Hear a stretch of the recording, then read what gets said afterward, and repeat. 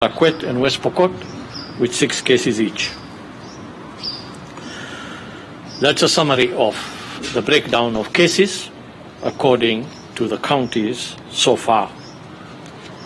As you may be aware, those with underlying conditions who contract the virus are predisposed to severe illness and even death. COVID-19 is a severe acute respiratory disease. It follows then that those with already compromised respiratory systems are at much higher risk of unfavorable outcome if infected. Clearly, smokers fall into this category. And so today, we shall focus on tobacco and its ill effects on health. The world is facing a huge public health epidemic in the form of tobacco use. It is estimated that worldwide, about 1.3 billion people are tobacco users. Low and middle income countries, where 80% of tobacco users live, bear the heaviest toll of the tobacco-related illness and death. Half of chronic users of tobacco end up dying from its use.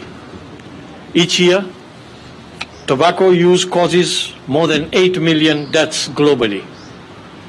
7 million of these are as a result of direct tobacco use, and over 1 million are as a result of non-smokers being exposed to second-hand tobacco smoke. Nearly half of all children breathe air polluted by tobacco smoke. 65,000 children die each year due to illness related to second-hand smoke. Smoking during pregnancy is dangerous as it can lead to several lifelong health conditions for the yet-to-born baby. Tobacco use also has significant socio-economic impacts by driving increase in healthcare costs, poverty, and loss of productive human capital. Tobacco use and exposure is a major risk for non-communicable diseases, which include heart disease, stroke, cancer, diabetes, and chronic lung disease. These conditions are collectively responsible for almost 70% of all deaths worldwide. Tobacco smoking is a known risk factor for many respiratory infections and increases the severity of respiratory diseases. Smoking any kind of tobacco reduces lung capacity and increases the risk of many respiratory infections and can increase the severity of respiratory diseases. The act of smoking and the social nature of many forms of tobacco use present risks of person-to-person transmission of respiratory diseases such as the SARS-CoV-2 virus that causes COVID-19. The most common form of tobacco use is cigarette smoking. Other tobacco products include water pipe tobacco or shisha, various smokeless tobacco products, cigars, pipe tobacco, biddies, and others. All forms of tobacco are harmful, and there is no safe level of exposure to tobacco. Often, users of these other forms of tobacco do not understand or appreciate their health dangers. Smokeless tobacco, that is tobacco used by sniffing, chewing, or placing between the gum and cheek or lip, equally increases the risk of severe disease when one is infected by COVID-19. Its use presents a risk in spread of infection through product handling, frequent spitting, and sharing of paraphernalia such as mouthpieces and hoses. Smokers often have a persistent cough, and infected COVID-19 smokers who are not yet symptomatic could be a source of spread of infection, as the cough can easily be dismissed as a smoker's cough. Nicotine, the active principle in tobacco products, is highly addictive. Several devices and products have been developed as nicotine replacement therapy to break nicotine addiction. These include nicotine gum, nicotine patches, sublingual lozenges, electronic nicotine and non-nicotine delivery systems, commonly referred to as e-cigarettes, and others. Most of these products use pure nicotine and could be harmful and increase the risk of heart disease and lung disorders. These alternate forms of tobacco use and nicotine replacement therapy, largely targeting the youth, have been deceptively promoted as reduced harm products and or products to help people quit conventional tobacco smoking. These products expose users to toxic, cancer-causing emissions, and currently there is insufficient and persuasive evidence to suggest that they are less harmful than conventional cigarettes. Kenya signed, ratified, and domesticated the World Health Organization Framework Convention on Tobacco Control and further enacted the Tobacco Control Act of 2007. The spirit of embracing the convention and enacting the law is to discourage the use of tobacco and reduce or altogether eliminate its use and its harmful effects on health. For there are no safe tobacco products. Remember, tobacco is harmful in all forms. We urge those who use tobacco in any form, whether cigarettes, water pipes, biddies, cigars, or heated tobacco products, to place their health first and quit the habit. The Ministry operates a quit tobacco use service accessible by calling the toll-free Quit Tobacco 1192 line. Fellow Kenyans, as we turn now to our COVID-19 statistics for today, from a sample of 1,682 tested in the last 24 hours, 114 people have tested positive, bringing to 34,315 the number of confirmed positive cases. From the cases, all are Kenyans except one foreigner. 93 of them are male and 21 are female. The youngest is a 1-year-old infant. The oldest is 85. The distribution of cases by counties is as follows. Mombasa registered 17 cases, Nairobi 16, Garissa 15, Kiambu 14, Kitui 14, Busia 12, Taita Taveta 8, Uasin Gishu 6, Nyeri 5, Migori 3, Machakos 2, Embu 1, and Kisumu 1. The 17 cases in Mombasa are in Mvita 6, Changamwe and Kisauni 4 cases each, Jomvu 2, and Likoni 1. In Nairobi, the 16 cases are in Dagoretti South 4, Dagoretti North 3, Embakasi East, Kamkunji, and Westlands 2 cases each, Embakasi Central, Embakasi West, and Langata 1 case each. Garissa's 15 cases are all from Garissa town. Kiambu's 14 cases 13 of them are from Thika and 1 from Gatundu South.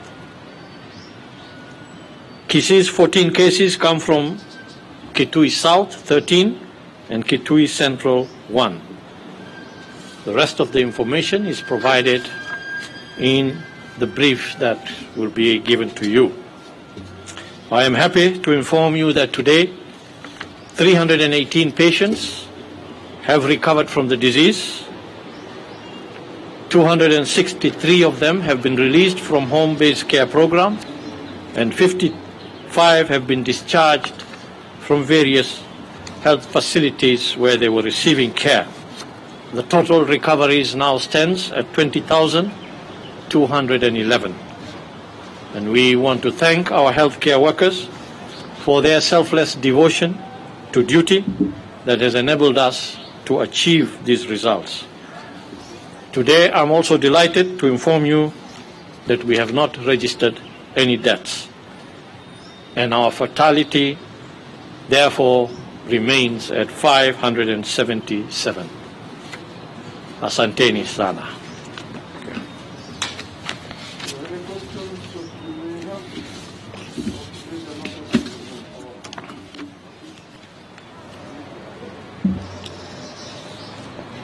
Good afternoon.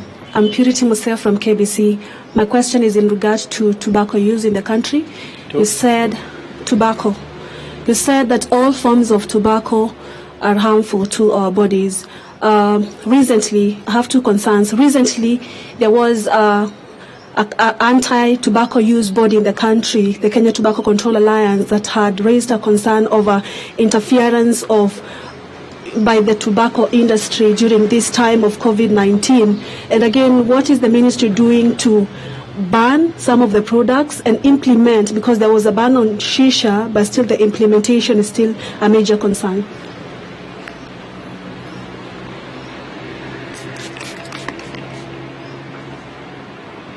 Sada Hassan, KTN News. My question is on children. How many children have tested positive so far for the virus? How many are asymptomatic and symptomatic? And what are the measures that you've put in place? Because a recent study has shown that children are silent transmitters of the virus. The second question is, in Western region, circumcision festival was done. And is there any outcome of that festival having been done, because there was no social distancing and all the measures that were put in place? Thank you.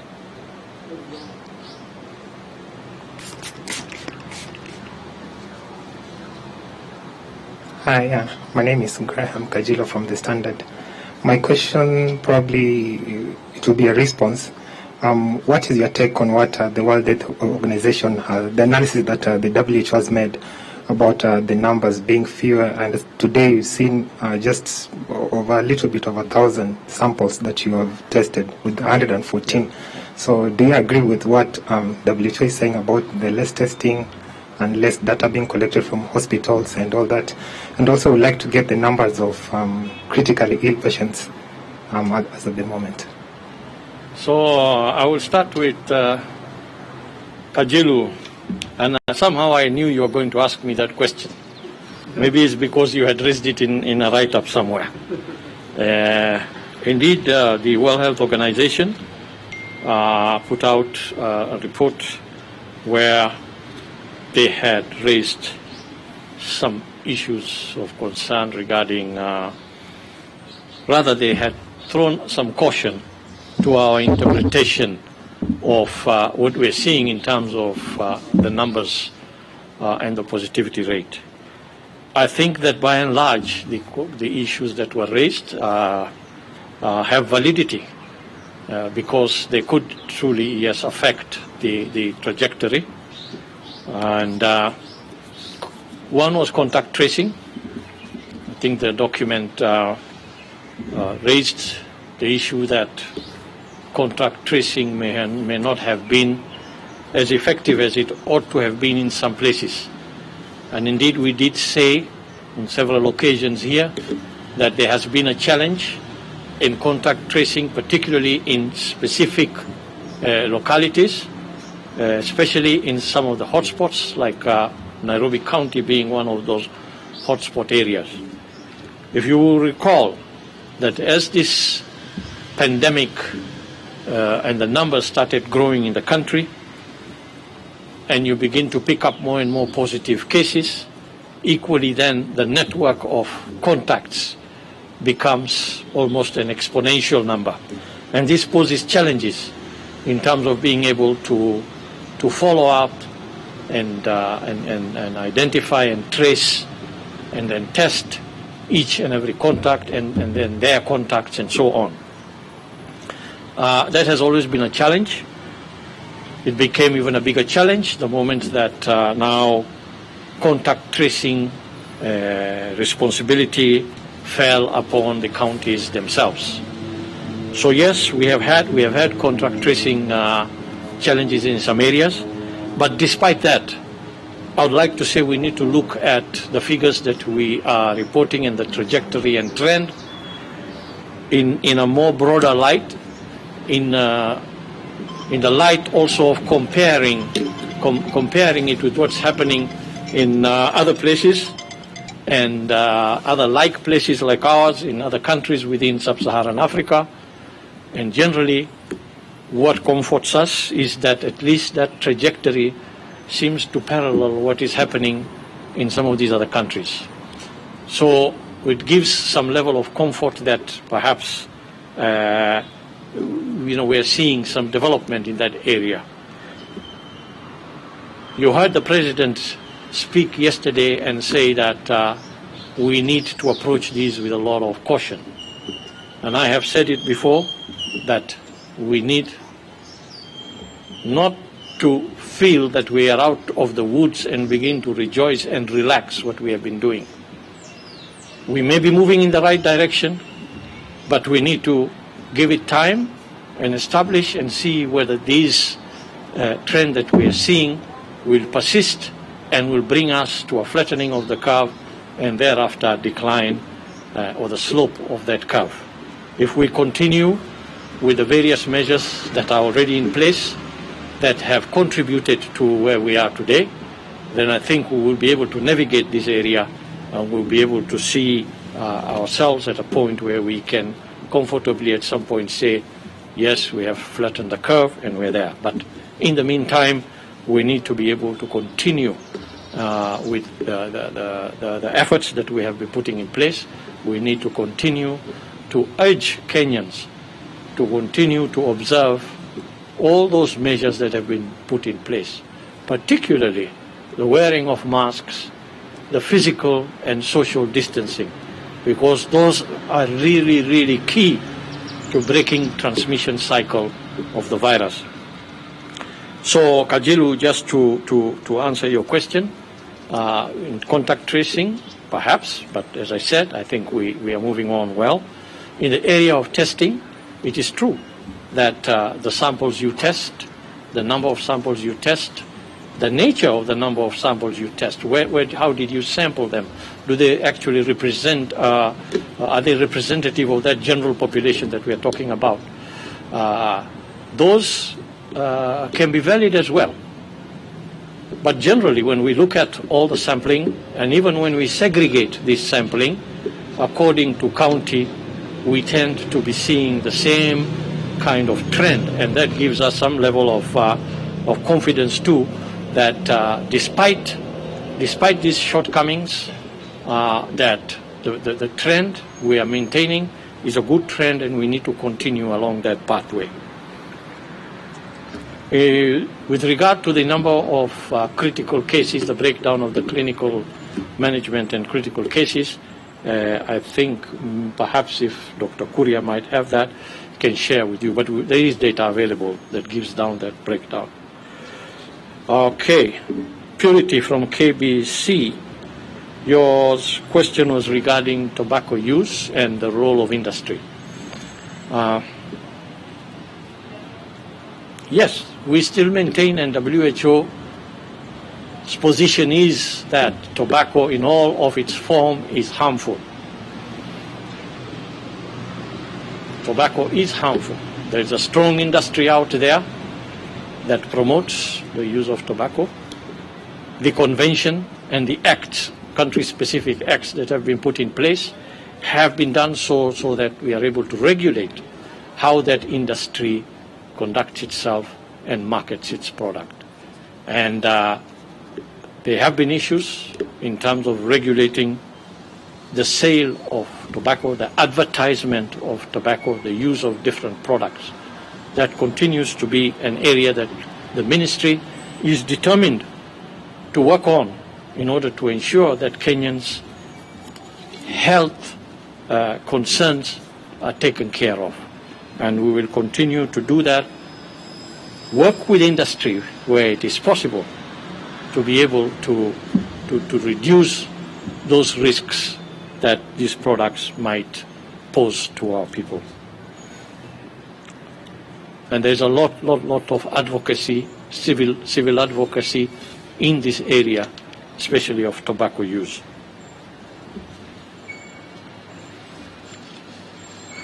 KTN, children.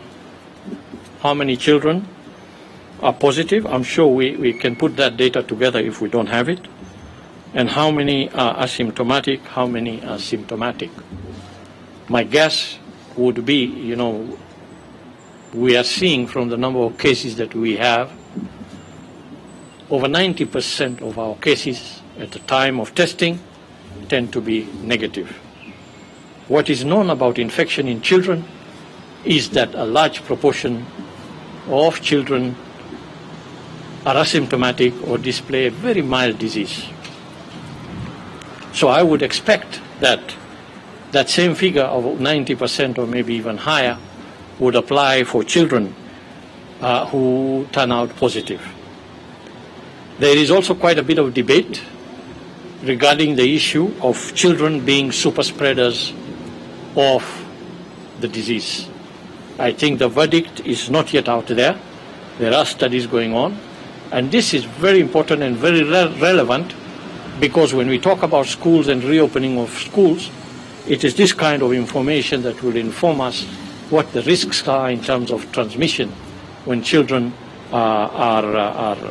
schools are open and children come together. So asymptomatics will always pose a risk of spreading the disease. How effective that spread is still a question of debate. There's a lot of work going on to determine whether those who are symptomatic, when they do spread this virus, what is the form of this virus in such people? There is a possibility that some of these viruses, in some of these asymptomatic cases, may not actually be able to be transmitted to other people simply because they may not be viable. I think that question is also out there. They may not be viable to be able to continue a transmission. But these are areas that we watch carefully and learn from what is being done in other places as far as the disease in children stands. And if you remember, in one of the briefs here, our topic of focus in that brief was really on children and the disease in children.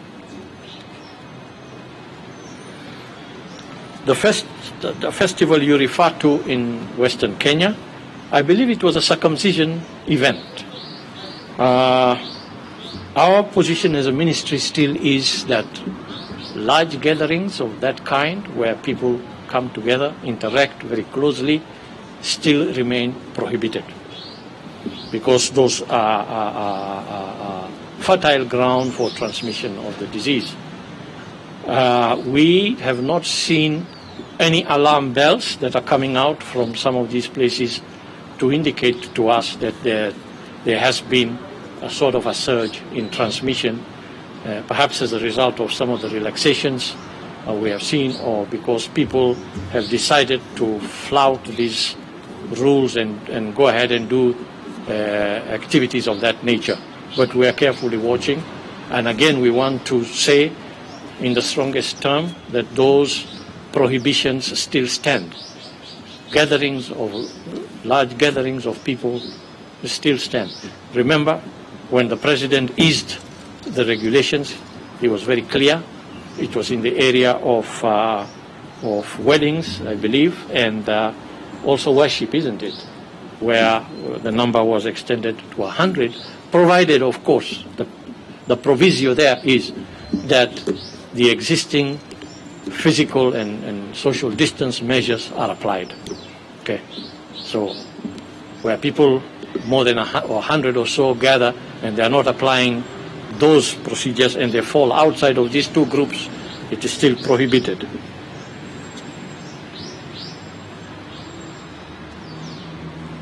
I think those were the questions that were posed to me. I have responded to them. And I will ask Dr. Kuria perhaps to add to some elements of my response and respond to questions that were posed. Thank you, Mr. Rashid. I think Kajiro had a specific question on the number of patients who are under critical care. And yes, the number is 27. 27 are still in ICU. 16 are on supplemental oxygen, and 11 requiring ventilator support. Maybe to expand more on the issue of gatherings, I think we have received more than 500 calls this morning through the office, people inquiring as to whether gatherings have not been allowed to 100. And I think as Rashid has explained this clearly, so just to repeat what you said, sir, that the gatherings have not been allowed as yet. I think the President was very clear that on consultations with the Interfaith Council, that he increased the number of those attending service, weddings and funerals to 100. But I don't think he lifted any restrictions on social gatherings. So the answer to those who are calling the ministry repeatedly is that those gatherings are still prohibited by the ministry as per the latest presidential directive.